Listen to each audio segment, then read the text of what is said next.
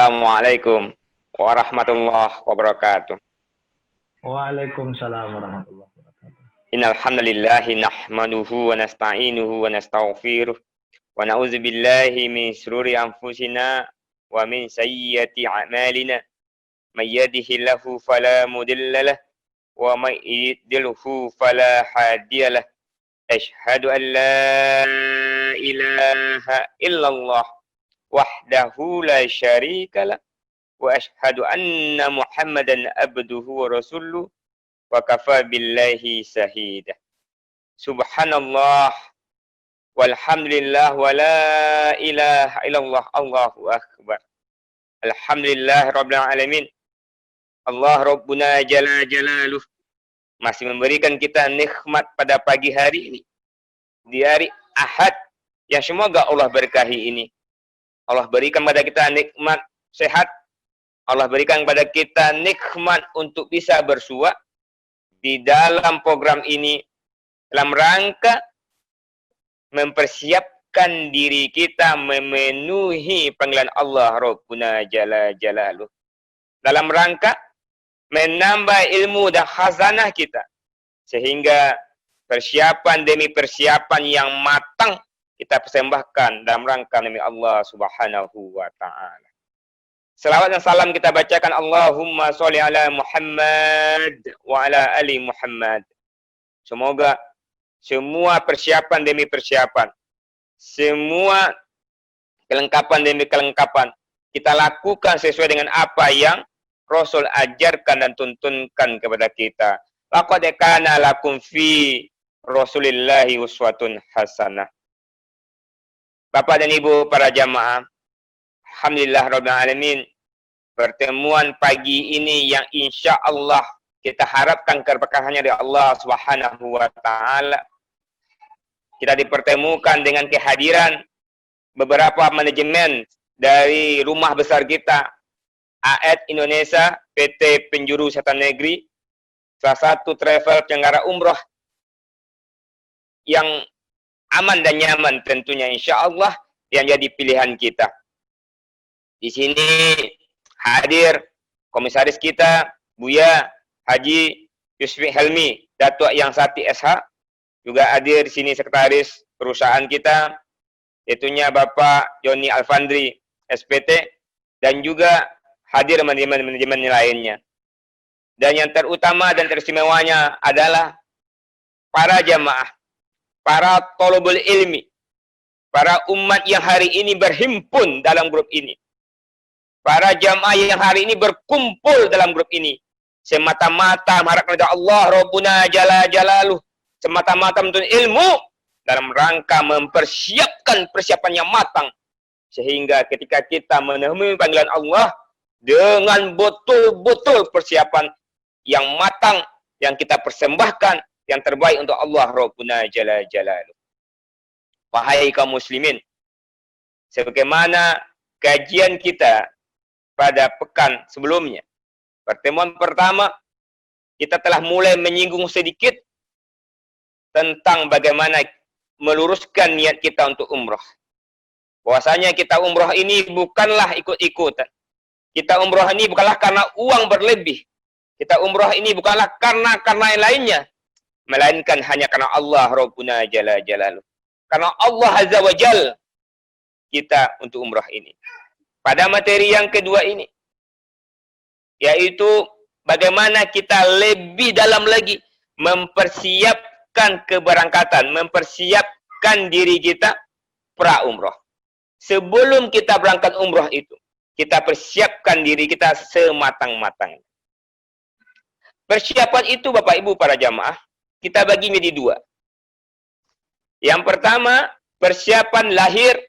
Yang kedua, persiapan dari dalamnya, dari zahirnya. Bapak dan Ibu para jamaah, ini adalah bekal terbesar kita dalam memenuhi panggilan Allah Subhanahu wa taala. Kenapa kita mesti berbekal? Kenapa kita mesti mempersiapkan diri? Kenapa kita mesti manasik ini?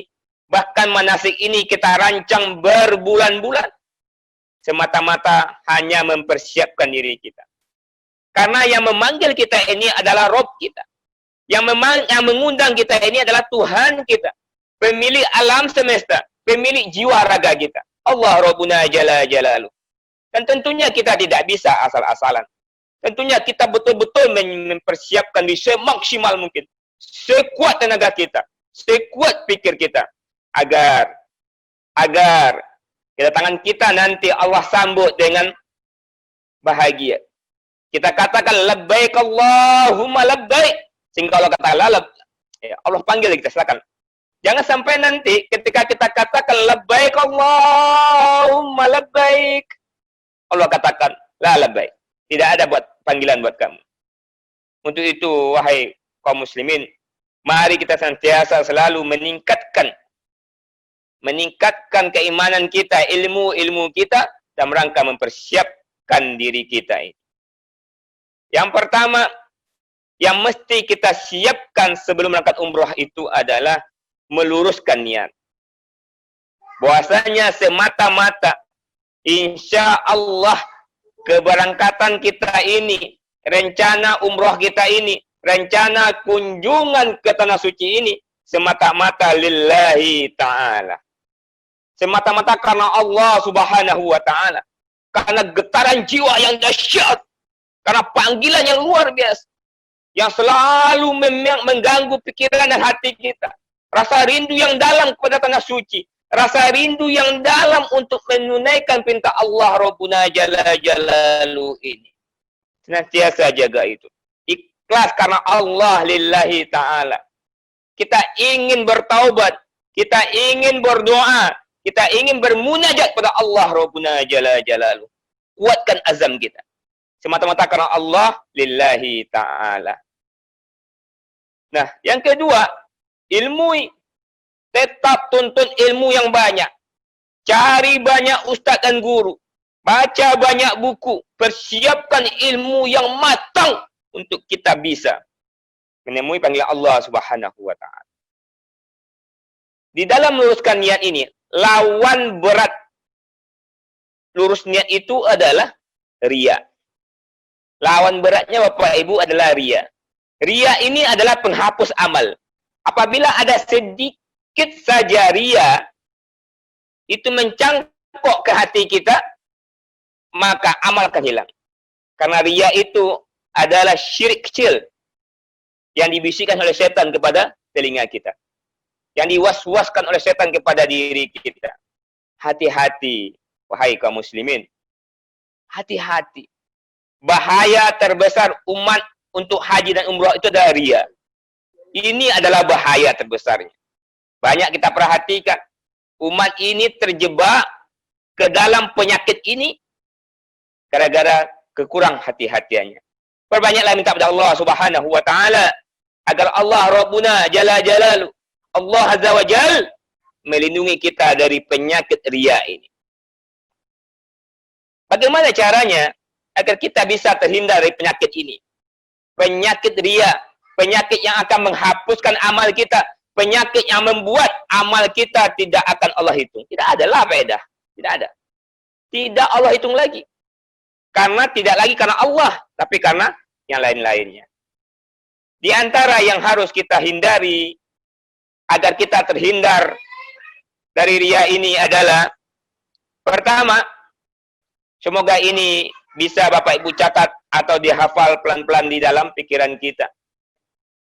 Pertama, jangan mengumumkan keberangkatan kita.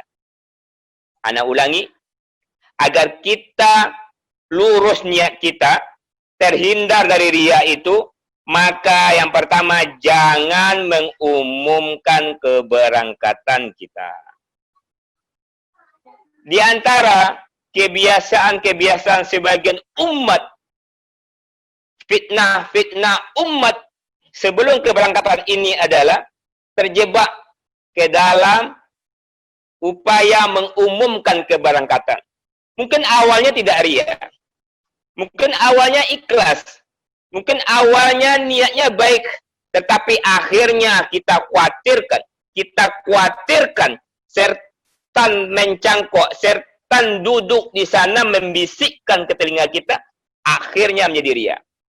Di antara bentuk-bentuk pengumuman yang semoga insya Allah bisa kita hindari karena berpotensi untuk riya adalah pertama, mengumumkan di masjid-masjid dan musola. Wahai kaum muslimin, calon tamu Allah yang semoga Allah muliakan. Kalau bisa ini kita hindari. Di antara bentuk mengumumkan biasanya disampaikan melalui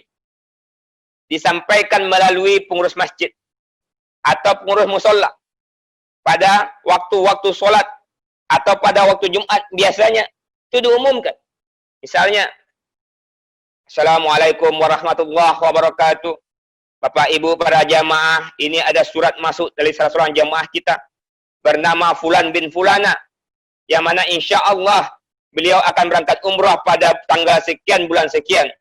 Maka dari itu jamaah kita ini meminta maaf kepada kita kalau ada kesalahan-kesalahan selama ini, dan beliau mendoakan kepada kita bersama agar dikarenai umrah yang makbul misalnya. Mungkin awalnya tidak ada keinginan untuk riya. Awalnya murni ingin meminta maaf. Akan tetapi kita khawatirkan, wahai kaum muslimin, setan datang. Langsung orang melihat kenoreh kepada kita. Selalu bertanya, ibu, bapak mau umrah? Kita katakan, insya Allah. Langsung itu, lepak baju berdiri, hidung naik. Ini yang kita khawatirkan. Ini yang kita khawatirkan. Makanya, kami menyarankan, kalau bisa ini dihindarkan, ya, mengumumkannya di masjid atau musola atau surau-surau atau langgar-langgar, karena ini berpotensi untuk riya yang akan menghapuskan amal. Selanjutnya, kita hindari mengumumkannya dalam bentuk acara-acara. Telah menjadi jamak dan tradisi bagi umat ini, Bapak Ibu para jamaah, melakukan acara-acara sebelum keberangkatan baik haji maupun umrah. Pada hakikatnya acara ini hukumnya boleh, tidak dilarang. Acara ini hukumnya boleh, tidak dilarang. Akan tetapi yang kita khawatirkan, Bapak Ibu para jamaah, timbul di sini bisikan setan yang membuat kita jatuh kepada riya. Ya.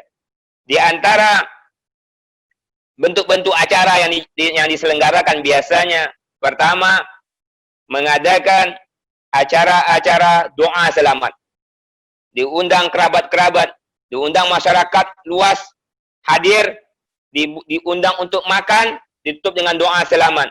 Memohon maaf kepada kerabat, kepada keluarga, kepada masyarakat, serta memintakan doa agar selamat, agar bisa melaksanakan ibadah haji dan umrah, dan pulang kembali dalam keadaan sehat dan membawa haji dan umrah yang mabrur dan makbul. Bapak Ibu, ini acara tidak dilarang. Cuman kita khawatirkan adalah dengan acara-acara seperti ini, setan datang kepada kita membisik-bisikkan tentang riya. Langsung hati ini berbunga-bunga. Alhamdulillah ramai orang datang. Orang tahu saya berangkat umrah dan haji. Na'udzubillah, summa na'udzubillah. Yang paling aman adalah hindari acara ini. Toh, kalaupun bapak dan ibu masih menginginkan juga, barangkali karena tradisi dan lainnya, mungkin, kalaupun diinginkan, lakukanlah nanti sepulangnya. Kita melakukan doa syukuran, mengajak kerabat dan saudara. Alhamdulillah, Allah lancarkan keberangkatan dan pulangnya ibadah kita. Itu pun kalau diinginkan. Tetapi kalau untuk sebelum berangkat, walaupun ini tidak ada larangannya, tapi ana menyarankan kita bersama. Khawatir Bapak dan Ibu kita terjebak riya. Hindari acara-acara. Buat doa bersama, buat salawatan, buat yang lain-lainnya yang semisal mengumpulkan orang dengan tujuan mengumumkan keberangkatan kita. Wahai kaum muslimin, ini yang kita takutkan riyanya terjadi. Jangan sampai. Di antara selanjutnya, mengumumkan keberangkatan adalah menjadikan keberangkatan kita ini menjadi buah bibir. Setiap ketemu orang sampaikan, alah, Gimana kabarnya Bu? Alhamdulillah sehat. Kabar-kabarnya mau umrah? Iya, insya Allah ini mau berangkat bulan Oktober ini. Nah, ini kalau bisa dihindarkan Bapak dan Ibu. Dihindarkan. Ya. Kita khawatir saja. Ini artinya jadi ria. Dan selanjutnya, ya yang semisal lagi adalah mengumumkan selalu kepada orang, setiap ketemu orang, kemana Bu? Pergi manasik. Ibu mau berangkat haji, mau berangkat umrah? Iya, Alhamdulillah kemarin itu anak dapat rezeki, jadi kata anak berangkatlah dulu umrah Bu. Nauzubillah. Temu orang lagi, dari mana Bu? Ini mau pergi manasik. Ibu mau umrah? Iya, Alhamdulillah kemarin itu ada terjual tanah. Daripada untuk dunia saja, mending untuk akhirat. Jadi kata bapaknya, umrah dulu kita Bu, biar berkah. Nauzubillah. Bapak dan Ibu, memang masalah ikhlas ini hanya kita dan Allah yang tahu. Memang masalah ikhlas ini hati kita dan Allah yang mengetahui. Tetapi dengan cara-cara seperti ini, berpotensi kita membuatkan rumah untuk setan di hati kita. Ini yang kita khawatirkan. Maka Bapak dan Ibu, ayo, hindari hal-hal yang kira-kira berpotensi membuat setan membisikkan ria ke hati kita, agar amal kita ini tidak sia-sia, agar amal kita ini tidak terhapus karena ria. Itu persiapan pra umrah yang pertama. Luruskan niat kita. Luruskan niat kita. Hindarkan dari hal-hal yang berbau ria tadi. Nah, selanjutnya Bapak dan Ibu, hindarkan juga sebelum keberangkatan ini kita dari hal-hal yang berbau syirik. Hindarkan. Kalau ada di antara kebiasaan-kebiasaan, tradisi-tradisi yang notabene-nya mendekati syirik, itu dihindarkan. Karena di antaranya adalah misalnya orang yang mau berangkat ini dimandikan dulu pakai kembang misalnya. Disucikan dulu jiwanya sebelum berangkat. Nauzubillah. Summa na'udzubillah. Bisa kita hindari Bapak dan Ibu hal-hal seperti ini. Karena belum ada atau tidak ada di dalam agama kita hal-hal seperti ini. Yang perlu kita lakukan itu adalah persiapan yang matang. Dengan apa? Dengan takwa. Fatazawwaju fa inna zadit takwa. Sebaik-baik bekal adalah takwa. Sebaik-baik bekal adalah takwa. Dan takwa itu berawal dari mengikhlaskannya karena Allah lillahi ta'ala. Itu yang pertama persiapan kita pra umrah ini. Yaitu dari dalam. Membersihkan diri kita, menghindarkan diri kita dari hal-hal yang berpotensi akan merusak keikhlasan kita dalam rangka memenuhi panggilan Allah Rabbuna Jalla Jalaluh. Selanjutnya, kita hindari juga nanti sebelum berangkat hal-hal yang merusak keimanan, tauhid, dan akidah kita. Di antaranya adalah hindarkan, misalnya kita pamit ke kuburan. Nah, ini juga sesuatu hal yang tidak ada syariahnya di agama kita. Pernah juga atau sering juga kita dengar, seseorang akan berangkat umrah atau haji, datang dulu ke kuburan, ngomong ke ibunya, Bu, Bapak, Alhamdulillah kami akan berangkat umrah ya. Nah, ke kuburan. Anak khawatir, jangan-jangan nanti dijawab oleh orang tuanya, ya hati-hati anak, jangan lupa bawa kurma. Allahu Akbar, na'udzubillah. Ya jangan. Tidak ada syariatnya di agama kita. Kita harus pamit ke kuburan. Kuburan orang-orang soleh, kuburan ayah ibu kita tidak usah. Kalaupun Bapak dan Ibu ingin memberikan pahala kepada orang tua kita, maka silakan perbanyak doa untuk orang tua kita yang telah meninggal. Atau kalau Allah mudahkan nanti, ya bisa jadi nanti di Makkah kita melakukan badal, umrah badal yang kita hadiahkan untuk orang tua kita atau untuk saudara-saudara kita yang lainnya. Ya, ini juga dihindarkan. Di antara juga yang kita hindarkan adalah banyak juga sebelum berangkat itu melakukan di antaranya azan. Ini juga belum ada atau tidak ada diajarkan agama kita. Karena azan itu panggilan sholat. Ada juga di antara kita sebelum berangkat itu di rumah dikumandangkan azan dulu. Allahu Akbar, Allahu Akbar. Misalnya, itu tidak ada. Bahkan ada juga doa bersama solat berjamaah dahulu. Solat jamaah melepas umrah. Nauzubillah ya. Ini juga tidak ada.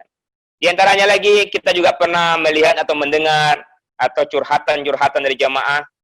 Kalau mau berangkat umrah itu langkahkan kaki kanan, tatap muka ke depan, jangan pernah melihat ke belakang. Enggak boleh, haram melihat-lihat ke belakang.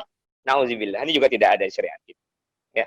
Yang ada itu adalah kita berangkat umrah, meninggalkan rumah, kita berdoa. Kita panjatkan doa kepada orang yang tinggal, dan orang yang tinggal mendoakan keberangkatan kita. Kita turun rumah dengan melangkahkan kaki kanan, membaca doa keluar rumah. Bismillahi tawakkal ala Allah, la haula wa la quwata illa billah. Bismillahi majriha wa mursaha. Habis itu kita naik kendaraan, baca doa naik kendaraan. Subhanallazi sakarana haza wa ma kunna lahu muqrinin. Wa inna ila rabbina lamunqalibun. Dan seterusnya. Ya, nanti kita bahas pada materi selanjutnya. Ini diantara persiapan-persiapan yang mesti kita siapkan dengan matang, luruskan niat kita, dan hindari hal-hal yang akan merusak niat kita. Yang kedua, persiapan-persiapan pra-umrah yang kita siapkan yang kedua adalah bersih-bersih. Bersih-bersih. Apa yang dimaksud dengan bersih-bersih di sini? Yaitu yang pertama, perbaiki hubungan kita dengan Allah. Taubat. Taubat kita. Mulai dari sekarang. Kita insya Allah 3, 4, atau 5 bulan lagi akan berangkat umrah. Maka mulai dari sekarang perbaiki hubungan kita dengan Allah Azza wa Jal. Jangan hanya nanti akan berangkat saja atau nanti sajalah di tanah suci mulai memperbaiki amal. Jangan. Mulai hari ini. Taubat kepada Allah. La ilaha illa anta subhanaka inni kuntu minaz zalimin. Astaghfirullah wa atubu ilaih. Astaghfirullah wa atubu ilaih. Banyak tobat. Di dalam doa kita, di dalam munajat kita, istighfar yang banyak. Bayangkan, datangkan semua dosa-dosa maksiat yang pernah kita datangkan. Yang pernah kita lakukan. Hadirkan dalam pikiran dan hati kita semua dosa maksiat yang kita lakukan. Lalu minta ampun wa Allah Rabbuna Jalla Jalal. Ya Rabbuna, ampunkan ya Allah dosa hamba ya Allah. Hamba ini banyak dosa dan maksiat ya Rabbuna. Kalau bukan engkau yang mengampunkan, siapakah lagi yang bisa mengampunkan dosa kami? Dosa itu besar ini ya Rabb. Insya Allah ya Allah, hamba akan mendatangi panggilanmu. Hamba akan datang memenuhi panggilanmu ke tanah suci. Untuk itu hamba mohon ya Rabbuna, ampunkan dosa hamba ya Allah. Hamba pernah bermaksiat ya Allah. Hamba pernah makan riba ya Allah. Hamba pernah berzina ya Allah. Hamba pernah dan seterusnya. Datangkan semua dosa itu ke hati kita, ke pikir kita. Dan minta ampun kepada Allah Subhanahu wa ta'ala. Perbaiki hubungan kita dengan Allah. Mulai hari ini. Buatkan target-target ibadah dalam harian. Sebagai bentuk persiapan diri kita sebelum umrah. Sebagai bentuk persiapan diri kita sebelum kita memenuhi panggilan Allah Azza wa Jalla. Persiapkan. Taubat yang banyak. Buatkan target-target amal. Yang selama ini barangkali kita belum pernah sholat duha. Sekarang kita sholat duha. Yang selama ini kita belum gemar bersedekah. Kita bersedekah. Yang sebelum ini barangkali kita belum pernah tahajud. Sekarang kita tahajud. Yang selama ini barangkali kita belum pernah sholat witir. Kita sholat witir. Yang barangkali sebelum ini kita belum pernah sholat rawatib. Nah, sekarang kita sholat rawatib. Dan seterusnya. Perbaiki. Perlahan, tingkatkan kemenangan kepada Allah Rabbuna Jalla Jalal. Itu bersih-bersih pertama. Kita taubat, perbaiki diri kita, hubungan kita dengan Allah Rabbuna Jalla Jalal. Yang kedua, perbaiki hubungan kita dengan manusia. Jangan sampai kita memenuhi Allah Subhanahu wa ta'ala, masih ada hubungan-hubungan yang tidak baik antara kita dengan manusia. Kita tidak memiliki hubungan yang baik dengan pasangan kita. Tidak memiliki hubungan yang baik dengan orang tua kita. Tidak memiliki hubungan yang baik dengan mertua kita. Tidak memiliki hubungan yang baik dengan keluarga kita. Tidak memiliki hubungan yang baik dengan kerabat kita. Na'udzubillah, summa na'udzubillah.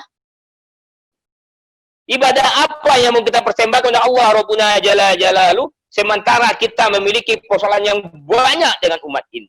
Maka mumpung masih ada waktu 3-4 bulan ke depan, kita mempersiapkan diri, memperbaiki hubungan baik kita dengan manusia. Bapak Ibu, yang terutama adalah pertama, perbaiki hubungan baik kita dengan pasangan kita. Minta maaflah kepada suami maupun istri kita. Kalau ada yang selama ini yang kita sembunyikan. Kalau ada selama ini yang kita yang kita sembunyikan, yang kita yang kita tidak ingin pasangan kita tahu, padahal itu adalah sebuah maksiat, sampaikan. Minta maaf kepada pasangan kita.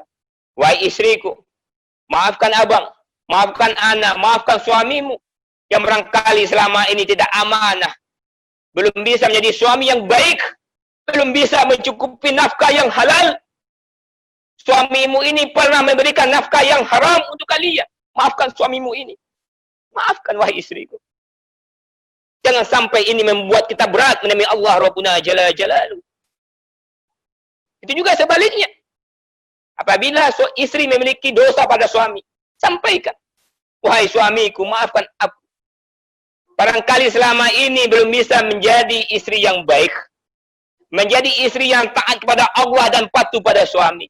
Barangkali selama ini aku menjadi istri yang pembangkang. Selalu membantah apa yang engkau perintahkan pada itu adalah makruh. Wahai suamiku, barangkali selama ini lisan ini terlalu tajam kepadamu. Bahkan lisan ini begitu menyakitkan hatimu, tetapi engkau tetap sabar dengan kebaikan. Terkadang tingkah laku perangai ini membuat engkau tersakiti, wahai suamiku. Padahal aku tahu engkau adalah surgaku. Tetapi aku lalai akan hal ini. Maafkan aku, wahai suamiku. Kira-kira begitu, Bapak. Perbaiki hubungan ini sebaik-baiknya. Hubungan baik kita dengan manusia. Yang kedua, perbaiki hubungan baik kita dengan orang tua kita. Barangkali, na'udzubillah, barangkali ada yang selama ini kita tidak berteguran dengan orang tua kita. Na'udzubillah. Perbaiki ini Bapak Ibu. Datangi, wahai ayah, wahai ibu, maafkan Ananda. 3 tahun lebih kita tidak bertegur sapa.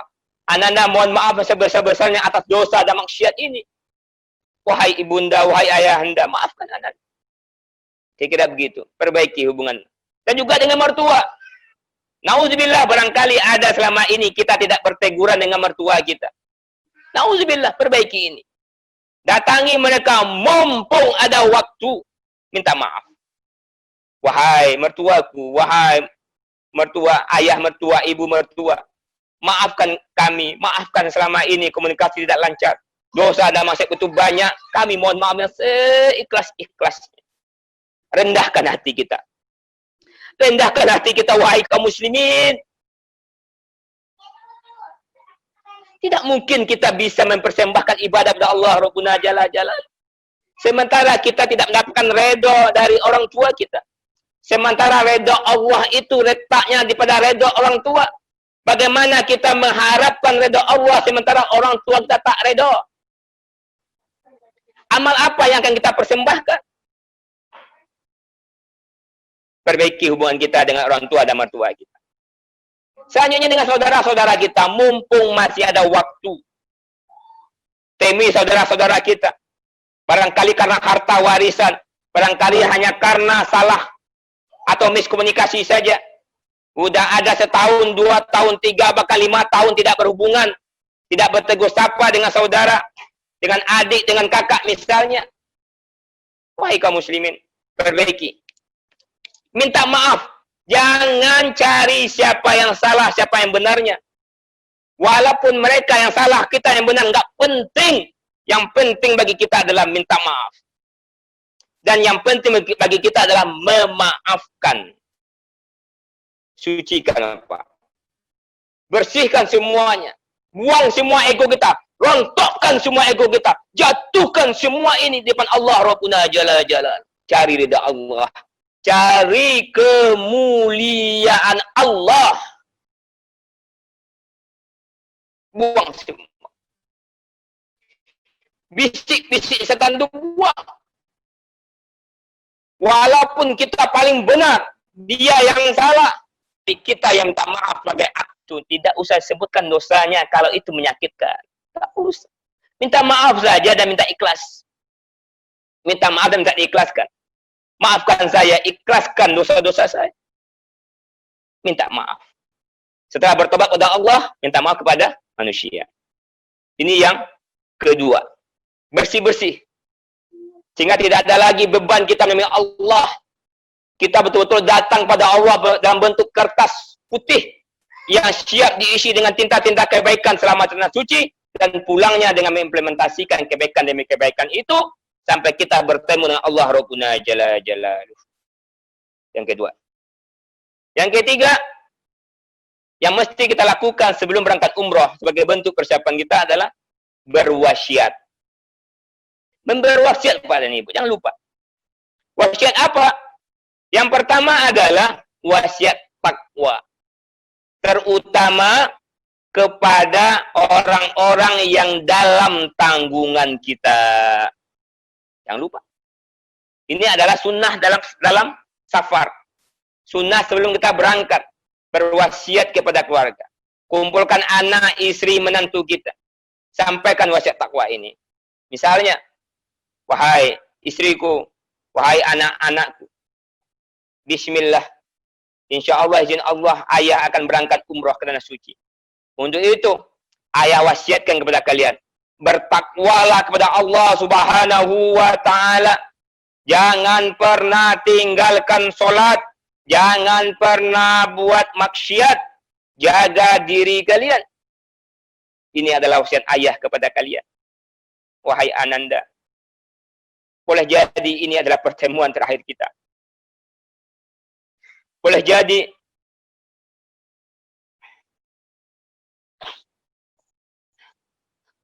Allah Rabbuna Jalla Jalaluh mentakdirkan ayah berkubur di Baqi' atau di Ma'lah nanti di Makkah. Boleh jadi Ananda, ini adalah pertemuan terakhir kita. Maafkan ayahmu yang ini. Maafkan atas semua dosa-dosa ayah. Dan ayah wasiatkan tetaplah dalam keimanan dan ketakwaan. Dan doakan ayah selalu di dalam ketaatan. Dan ayah juga mendoakan kalian yang tinggal semua dalam ketaatan. Karena Bapak Ibu para jamaah, tidak ada satu orang pun, tidak ada satu makhluk pun yang bisa menggaransi kita akan kembali ke tanah suci. Tidak ada. Ke tanah air tidak ada. Tidak ada satu pun makhluk, tidak satu orang pun yang bisa menggaransi kita akan kembali ke tanah air lagi.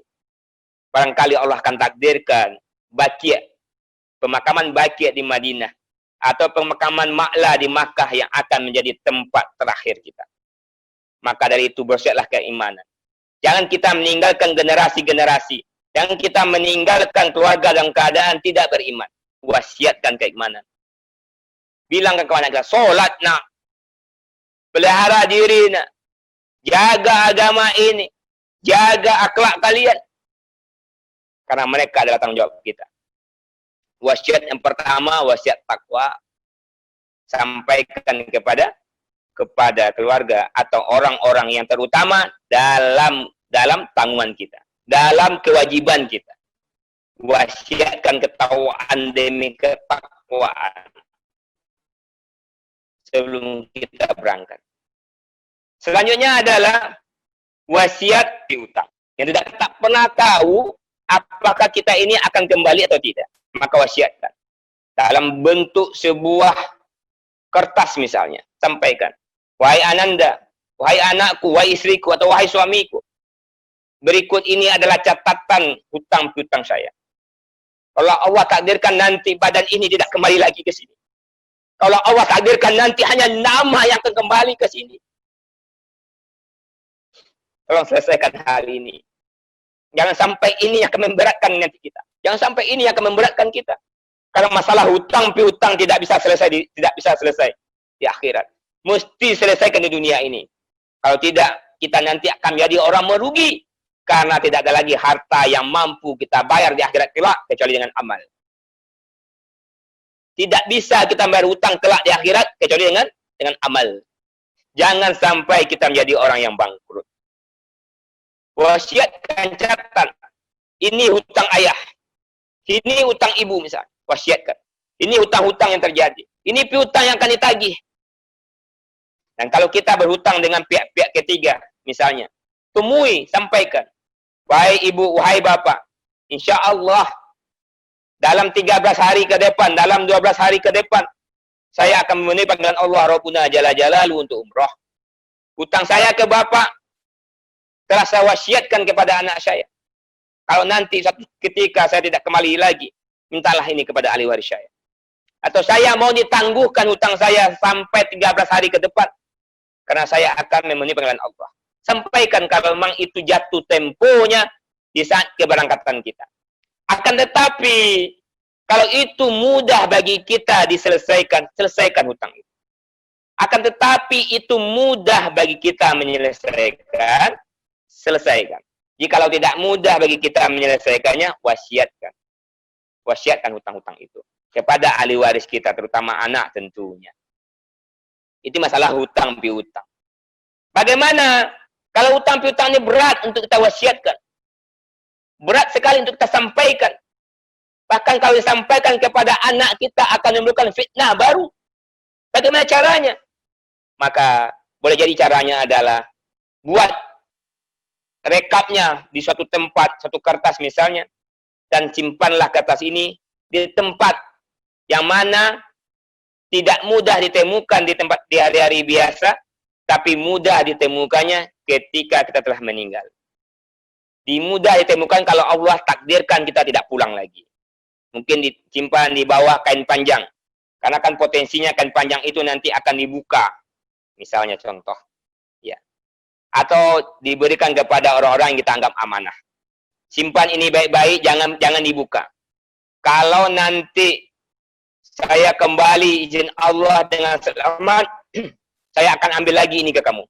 Akan tetapi, kalau Allah takdirkan saya kembali, atau saya tidak kembali lagi ke tanah air, tolong sampaikan ini kepada ahli waris saya. Ini hutang-hutang saya misalnya. Misalnya Bapak ya. Nah, ini di antara teknis-teknisnya saja, tentu Bapak dan Ibu lebih memahaminya. Selanjutnya, wasiat kita yang ketiga adalah wasiat harta. Jangan sampai nanti harta-harta kita ini menimbulkan perselisihan, menimbulkan fitnah, menimbulkan masalah di tengah keluarga kita. Boleh jadi kita bisa berwasiat harta ini. Tentunya harus kita pahamkan Bapak dan Ibu, bahwasanya harta ini yang boleh diwasiatkan hanya sepertiga saja.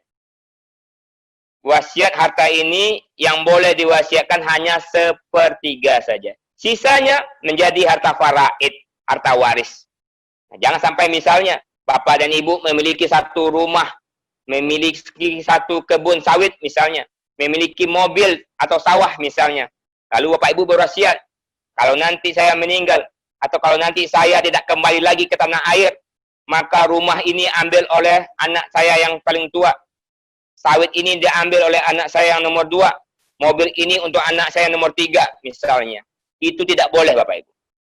Itu tidak boleh dilakukan. Kalau mau memberikan namanya hibah.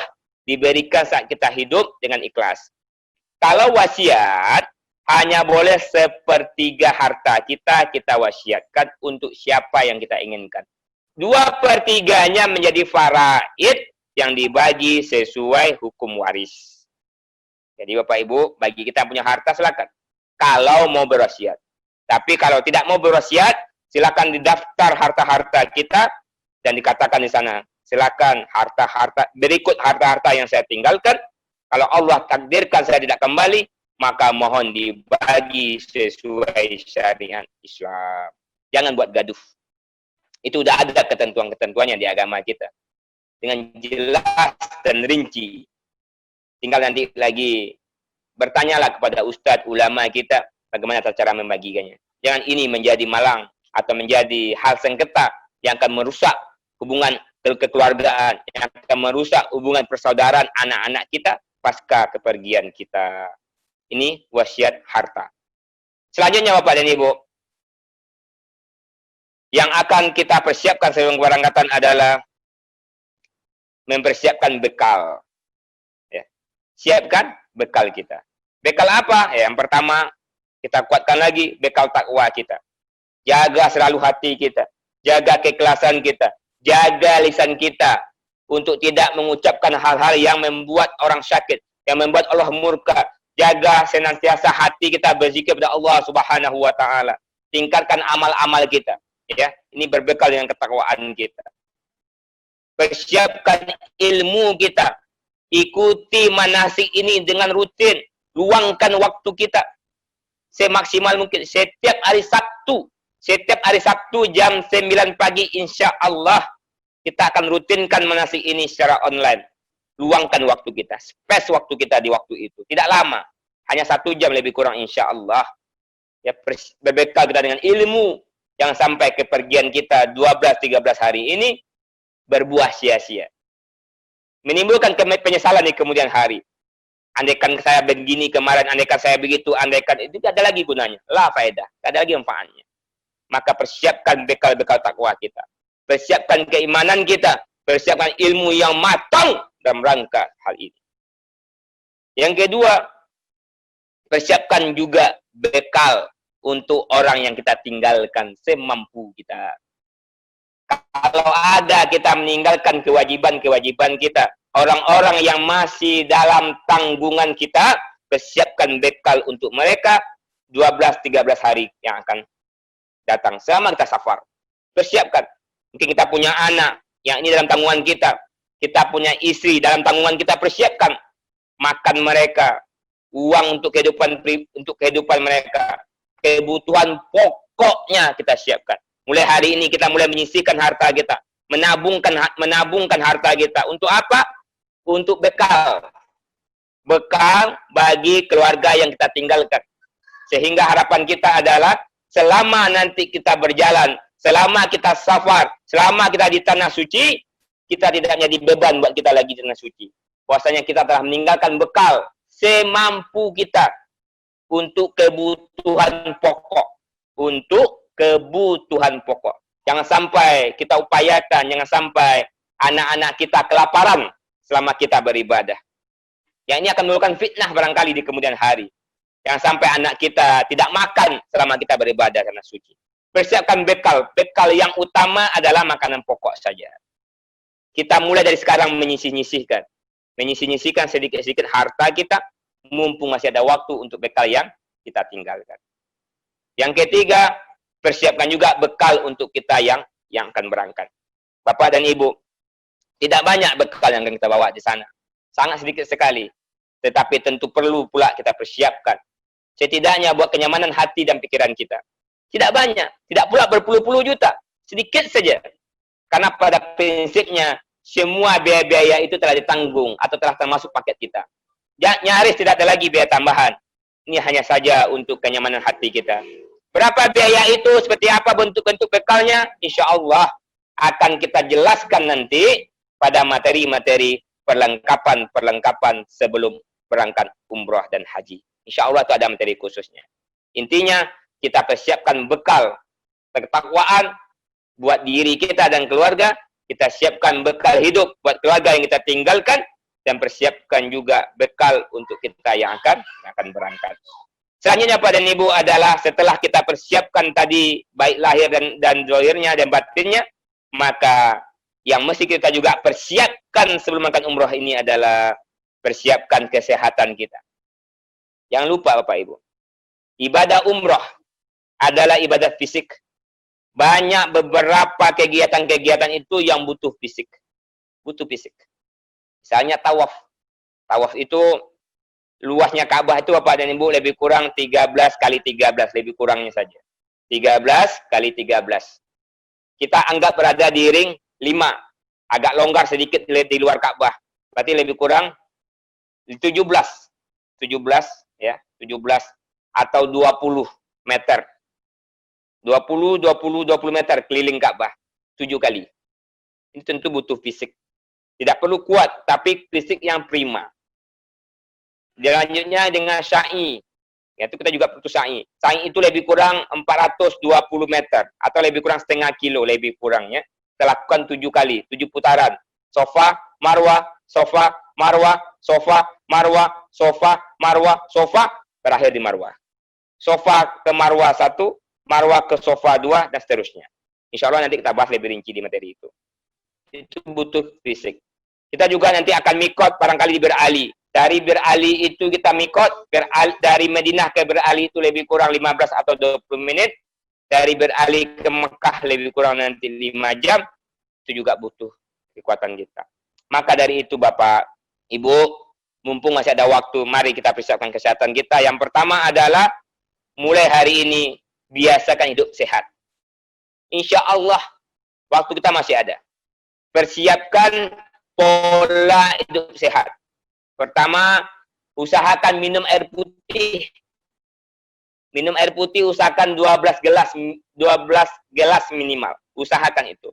Bangun tidur, minum 2 gelas. Usahakan. Ya. Minum air putih yang banyak. Untuk mulai membantu imun kita. Imunitas kita terbantu agar kita betul-betul siap. Pola hidup sehat. Minum air putih.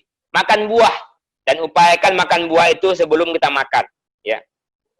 Dan pula-pula tidak memakan makanan yang junk food. Maka makanan siap saji kita hindari dahulu. Ya. Kalau bisa MSG kita hindari. Buat makan makanan sehat. Sayur-sayuran yang banyak, buah-buahan. Makanan yang mengandung protein dan lemak yang cukup. Makanan yang mengandung energi. Dari sekarang. Jangan hanya nanti sepetkan sebelum berangkat saja. Bapak Ibu serang dengan vitamin, nggak mampu dia. Buat dari sekarang imun kita baik. Imun kita kuat. Ya, itu untuk pola hidup sehat. Kebiasaan hidup sehat. Jangan tidur setelah subuh.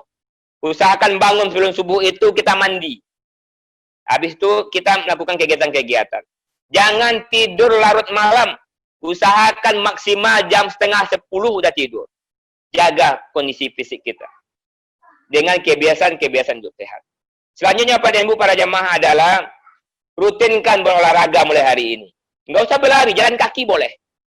Misalnya habis subuh, jalan kaki dulu keliling komplek atau keliling kampung kita agak 500 meter. Bertahap tambah agak 1 kilo. Gitu ya. Tapi rutin. Jangan nanti kita nggak pernah jalan kaki, tiba-tiba di Saudi kita tawaf, kita di Saudi kita syai, biasanya karena nggak biasa, itu kadang-kadang pegal-pegal Pak Ibu. Tiba-tiba kaki ini pegal atau kram. Tiba-tiba kram, karena tidak terbiasa. Makanya usahakan dari sekarang jalan kaki habis subuh, atau sore hari, agak 500 meter, ansur-ansur jadi 1 kilo. Ya, Alhamdulillah kalau kuat 2 kilo. Ya. Jangan, nggak penting jauhnya, tapi rutin. Rutin jalankan 1 kilo sehari, 1 kilo sehari, untuk pembiasaan tubuh saja. Sehingga tubuh ini telah terbiasa dengan hal-hal seperti itu. Di antaranya olahraga jalan kaki. Ya. Tidak usah pula olahraganya harus berat-berat. Lari maraton, nggak usah pula. Ya, karena kita butuhkan itu adalah kesehatan saja. Kesehatan yang prima, imun yang kuat. Selanjutnya Pak dan Ibu adalah konsumsi at-tibun nabawi. Konsumsi makan-makanan yang Rasul ajarkan kepada kita. Sebagai penguat kita. Misalnya Bapak Ibu yang sakit mah. Nah, itu biasakan mengkonsumsi madu. Jadi diambil madu itu 3 sendok, pakai sendok kayu. Madu 3 sendok dimasukkan mungkin barangkali kunyit. Diaduk. Berlawanan jarum jam ya. Orang tawaf. Jangan sama dengan jarum jam. Berlawanan jarum jam. Madu itu diminum. Setiap tidur. Setiap akan tidur minum madu. Kalau kita bermasalah dengan lambung kita misalnya boleh juga dengan jahe gitu. Dengan jahe juga bisa. Tentunya Bapak dan Ibu paham akan hal ini. Intinya adalah at-tibun nabawi. Konsumsi rutin madu setiap hari dari sekarang. Yang kedua, konsumsi habat saudah. Habat saudah kata Nabi SAW adalah obat seluruh penyakit kecuali mati. Konsumsi habat saudah dalam perut kosong. Dalam kondisi perut kosong. Ya, minimal 2 kapsul sebelum tidur, 2 kapsul bangun tidur. Berkomunikasilah dengan pakar-pakar at-tibun nabawi di daerah kita masing-masing. Selanjutnya juga biasakan, rutinkan konsumsi kurma. Ya, usahakan minimal 3 butir sehari.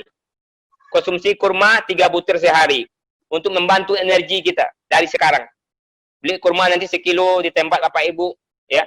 Konsumsi 3 sehari, 3 sehari, 3 sehari. Biasakan konsumsi itu untuk menjaga kebugaran tubuh kita.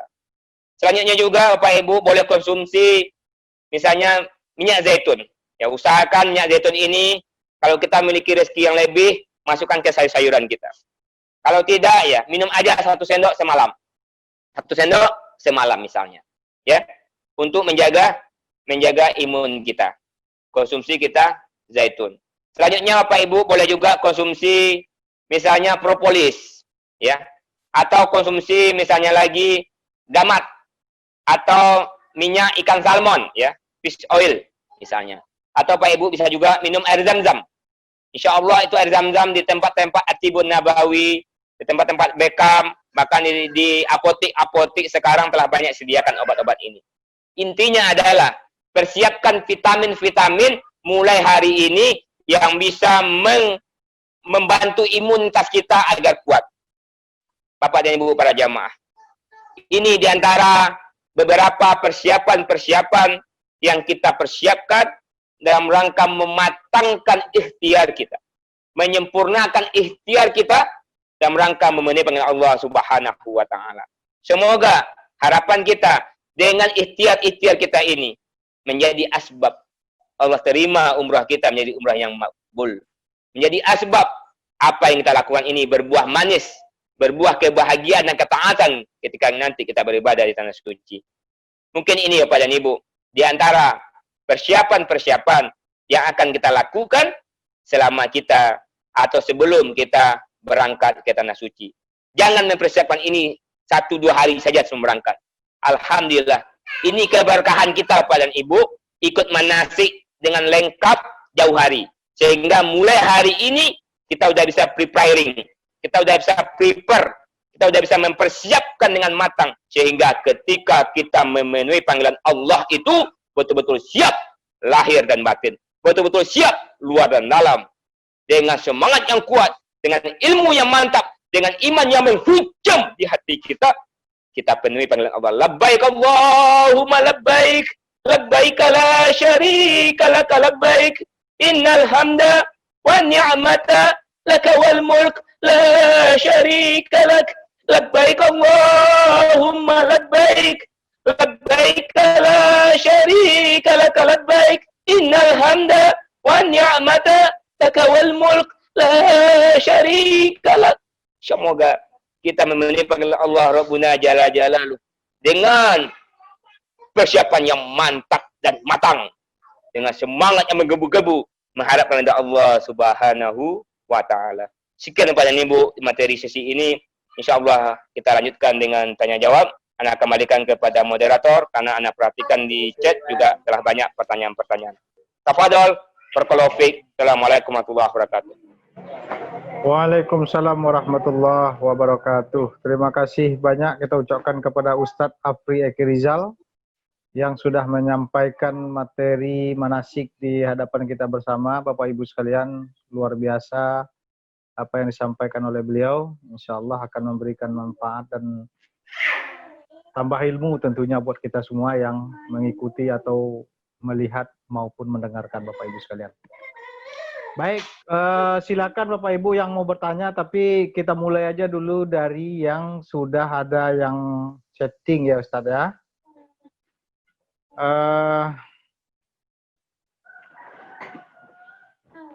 Nah begini Ustadz, jadi yang pertama dari Ibu Fetrini ya, mau bertanya Ustadz, kalau ada orang yang bertanya mau kemana, kemudian kita jawab mau pergi manasik, apakah jawaban kita seperti itu tuh termasuk ria atau tidak Ustadz? Nah, gitu.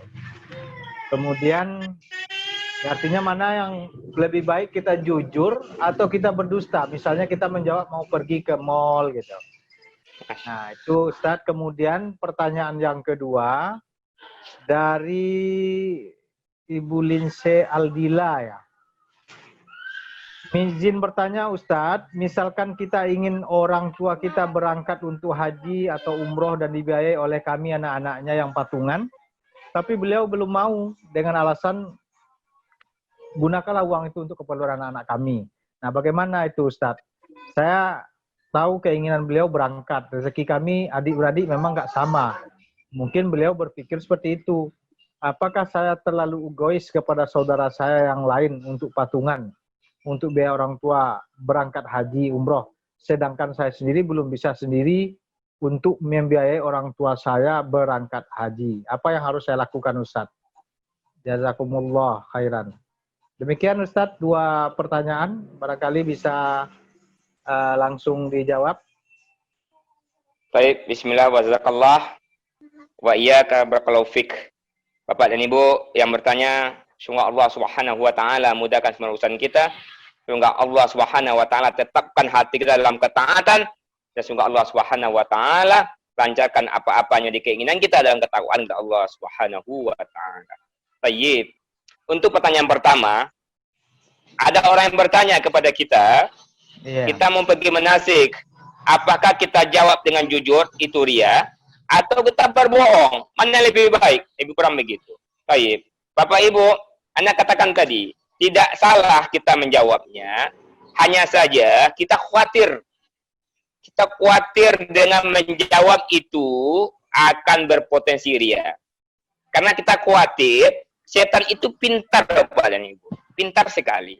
Dengan menjawab itu, dia langsung datang ke telinga kita membisikkan, langsung datang hati bangga di hati kita. Maka solusinya, saran dari Ana adalah, ketika orang bertanya, Ibu, Bapak mau kemana? Jawab saja, mau ikut kajian. Selesai. Kajian di mana? Kajian sama Ustadz itu. Atau kajian di situ. Atau kajian di masjid itu. Kajian apa itu? Kajian rutin PKN. Tidak ada kebohongan sedikit pun. Ditanya lagi, mau kemana Ibu? Mau kajian. Benar apa betul? Kajian di mana Ibu? Di masjid A. Ngeyel juga tanya, kajian apa itu? Kajian rutin PKN.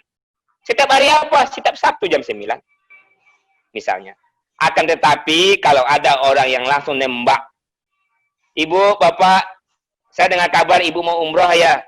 Benar tuh Bu? Jawabnya, Insya Allah. Cukup. Jangan dijawab, iya alhamdulillah, ini kan kemarin si bapaknya ini dapat rezeki kan kata, jangan gitu. Ini yang Anda sampaikan tadi Bapak Ibu. Ya. Kalau ada orang nembak jangan bohong lagi. Ibu mau angkat umroh ya? Dari mana tahunya? Kok tahu? Padahal saya belum ngomong loh. Enggak begitu. Ini yang kita khawatirkan. Jawabnya, Insya Allah. Gitu. Jadi kalau ada yang bertanya mau menasik tadi, mau menasik ya Ibu, atau dia nanya mau kemana Ibu? Mau kajian. Kalau dia tembak langsung, Ibu mau menasik ya? Insya Allah. Menasiknya di mana Ibu? Di masjid itu. Sekali berapa menasiknya? Sekali sepekan. Boleh kami ikut? Insya Allah nanti Anda sampaikan kepada panitianya. Sudah. Sehingga tidak ada kesempatan setan untuk masuk ke hati kita. Kita tutup. Ya, jadi jangan pula dibohong. Mau kemana Ibu? Ini mau ke pasar. Padahal mau pergi menasik. Jangan ya. Sampai mau pergi kajian. Selesai. Itu mungkin pertanyaan yang pertama. Pertanyaan yang kedua adalah, bagaimana kalau kami sekeluarga adik-beradik bersaudara ingin mengumrohkan atau menghajikan orang tua, sementara orang tua belum mau dengan alasan kami masih butuh uang itu, padahal kami tahu orang tua ingin sekali. Lebih kurang begitu ya. Baik. Maka jawabannya Ibu, Bapak, wahai Ananda, wahai anak-anak sekalian, sesungguhnya kado terindah dari anak itu untuk orang tua adalah kita mampu memerangkatkan mereka haji dan umrah. Di samping mereka membutuhkan menantu dan cucu, kado terindahnya adalah memerangkatkan mereka haji maupun umrah. Adapun orang tua tidak mau menerima, ini adalah hal yang lumrah sekali. Hampir semua orang tua menyampaikan hal yang sama. Tidak usah wahai anakku, pergunakanlah ini untuk kehidupan kalian, karena kalian juga sulit hidup kalian. Insya Allah tidak apa-apa. Bagi ibu, bahagia kalian, bahagia anak cucu ibu, bahagia anak cucu bapak, udah bapak bahagia anak, gak apa-apa bapak tak ke tanah suci, asalkan kalian bahagia. Itu udah jawaban semua orang tua. Tapi Anda berikan satu tips kepada bapak dan ibu. yang berniat seperti ini. Berkumpullah dengan keluarga, dengan adik-adik, kakak, dengan saudara. Temui orang tua dengan baik, sampaikan. Wahai ayah dan ibu, wahai ayah, wahai ibu, sayangkah ayah dan ibu sama kami? Ini contoh tips saja. Tanyakan, sayangkah ayah dan ibu bersama kami? Oh tentu nak sayang, kalian adalah buah hati kami. Semenjak kecil kami besarkan, kami didik, kami sekolahkan. Sampai sekarang kalian ada yang udah punya anak, punya cucu, punya menantu. Ayah dan ibu sangat sayang sama kalian. Pertanyaan kedua, ayah dan ibu. Kami tahu ayah dan ibu, bahwasanya kami tidak bisa sukses. Kami tidak bisa berhasil. Kami tidak akan bisa hidup baik kalau kami belum mampu membahagiakan orang tua kami. Ayah, ibu, kami mohon dibantu. Kami minta tolong ayah, kami minta tolong ibu, tolong bantu kami agar Allah redha sama kami. Tolong bantu kami agar Allah memberkahi rezeki kami. Tolong bantu kami ayah. Tolong bantu anak-anak ayah dan ibu ini agar Allah semakin menambah rezeki kami. Allah bantu melunasi hutang-hutang kami. Allah bantu menyelesaikan masalah kami. Bagi kami yang belum punya cucu, belum punya anak, Allah beri kami keturunan. Bagi kami yang punya hutang, Allah lunaskan hutangnya. Kami yang berpenyakit, Allah beri kesembuhan. Kami yang hidup sulit, Allah mudahkan. Kami yang sering berantem suami istri, Allah buat kerenangan. Untuk itu kami minta tolong ayah. Caranya adalah kami ingin berbakti kepada ayah dan ibu. Tolong ayah dan ibu, terimalah tiket umrah ini.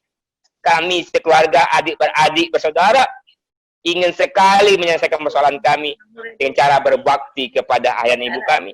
Ingin memberangkatkan ayah dan ibu umrah. Dengan keyakinan, insya Allah, kalau kami membahagiakan orang tua kami, Allah akan redha kepada kami. Semua persoalan kami tadi selesai. Ayah dan ibu, tolong kami. Bentuk cinta kami pada ayah dan ibu. Dan bentuk cinta ayah dan ibu kepada kami. Tolong kami ayah dan ibu. Berangkatlah umrah. Doakan anak-anakmu ini. Doakan menantumu ini. Doakan cucumu ini. Agar kami selamat ayah dan ibu. Berangkatlah ayah dan ibu. Insya Allah. Kami mengharapkan ridha Allah. Bersama ridha ayah dan ibu. Saya kira begitu ibu. Salah satu narasinya mungkin lebih kurang. Yang kita sampaikan kepada orang tua kita. Karena memang pada hakikatnya orang tua itu pasti menolak. Itu pasti ibu. Dia akan menolak. Lisannya akan menolak. Tetapi hatinya berharap. Dia itu seperti orang berkepribadian ganda. Egonya ingin sekali berangkat. Tapi cintanya mengalahkan egonya. Itulah keistimewaan orang tua. Insya Allah. Dengan komunikasi yang seperti tadi. Insya Allah mereka mau bersedia berangkat. Sekian insya Allah. Semoga bermanfaat.